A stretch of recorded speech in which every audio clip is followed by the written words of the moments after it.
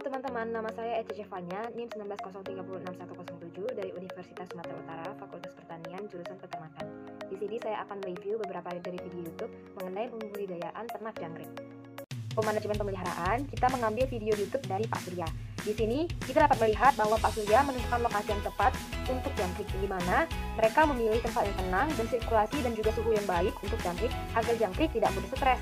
Nah, kita juga dapat menghindari tempat jangkrik dari panas matahari langsung dan pepohonan yang dapat menutupi masuknya cahaya matahari. Dan juga kita tidak boleh meletakkan kandang di tempat yang dekat dengan tempat seperti tempat kandang ayam. Kedua, mereka membuat kandang untuk jangkrik, di mana untuk tempat jangkrik ini dapat terbuat dari triplex dengan bentuk box dengan ukuran 240 x 120 x 60 cm, di mana kemudian di dalam kandang ini disediakan X-ray. Yang ketiga, mereka juga menyediakan tempat atau media untuk menampung oli. Dapat kita lihat di video ini. Oli diletakkan di bawah kaki-kaki box untuk mencegah adanya predator seperti semut. Keempat, selalu memperhatikan jangkrik dan kondisi kesehatannya. Jangan biarkan adanya serangan dari predator seperti semut, cicak, katak, dan sebagainya. Ini kita juga dapat melihat desain kandang mereka. Desain kandang mereka di atasnya terdapat penutup yang biasanya diberi sekitaran ukuran 2,5 meter sampai dengan 3 meter dan juga terpal agar kandang tetap dalam kondisi hangat. Nah, untuk manajemen pakan pada video Pak Surya, mereka memberikan pakan seperti konsentrat atau fur ayam, di mana fur atau konsentrat ayam ini memiliki protein yang tinggi sehingga mempermudah untuk mendongkrak pertumbuhan mereka semakin cepat. Semakin halus, maka semakin bagus pula untuk jangkrik, karena mudah untuk dicerna. Jika kalian menggunakan konsentrat yang lain seperti konsentrat pakan puyuh atau semacamnya, kalian juga bisa menggunakannya ya.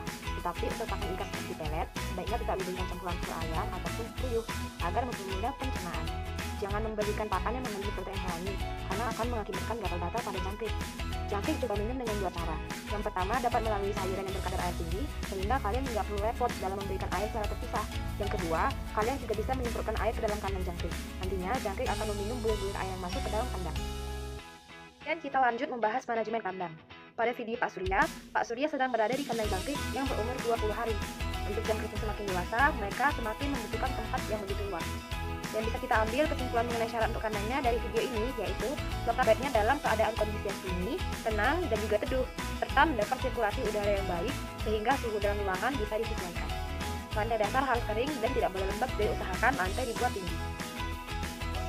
Untuk langkahnya adalah, yang pertama, kita dapat membersihkan X-ray dengan membuang batang pisang atau apapun yang telah kita gunakan sebagai minuman jangkrik atau pakannya.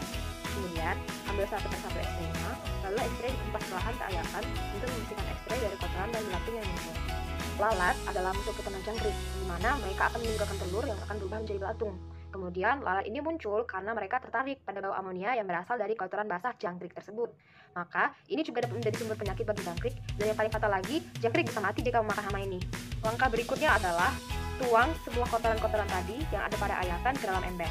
Setelah menuang kotoran-kotoran yang ada pada X-ray, kemudian ambil serokan untuk membuang sisa kotoran yang terdapat dalam kandang. Setelah boxnya bersih, X-ray yang sudah dibersihkan tadi dapat disusun kembali. Untuk mengawinkan jangkrik, sebaiknya dibuat selirik mungkin dengan habitat jangkrik alam. Dinding kandangnya dapat kita berikan dedaunan kering seperti daun jati, daun pisang, ataupun serutan kayu. Yang penting untuk kita ketahui adalah jangkrik yang dikawinkan itu harus berasal dari spesies yang sama. Untuk mengawinkan jangkrik, masukkan indukan betina dan juga jantan dengan perbandingan 2 jantan dibanding dengan 10 betina. Di dalam kandang perkawinan, kita harus menyiapkan bak pasir atau tanah sebagai tempat kandungan. Selama masa perkawinan, jangkrik jantan akan mengeluarkan suara dedik. Jangkrik betina yang telah dibuahi kemudian akan bertelur. Telur biasanya diletakkan dalam pasir yang halus. Selama masa perkawinan, jangkrik harus memperoleh asupan pakan yang cukup yang memiliki kadar air yang tinggi seperti dedaunan muda. Saat mengeluarkan telur jangkrik betina akan memasukkan ovipositor ke dalam tanah dengan kedalaman sekitaran 1 cm. Hal ini bertujuan agar telur jangkrik selalu dalam keadaan hangat. Pada umumnya, jangkrik betina mampu bertelur sebanyak 200-300 butir. Setelah bertelur, induk betina akan mati. Lalu setelah 3-5 hari, telur dapat diangkat untuk dipisahkan dari tempat kawin jangkrik. Kemudian dapat diganti pasir yang baru untuk telur jangkriknya. Telur jangkrik akan menetas 7-10 hari, dihitung sudah perkawinan induk. Untuk video tata laksana panen, kita menggunakan video putaran nasional. Di sini, pada umumnya jangkrik bisa dipanen pada usia 35 hari. Tetapi, kalau misalnya kita memberikan pakan yang baik dan berkualitas unggul, panen bisa lebih cepat daripada itu. Paling cepat panen jangkrik dapat dilakukan mulai dari 20 hari.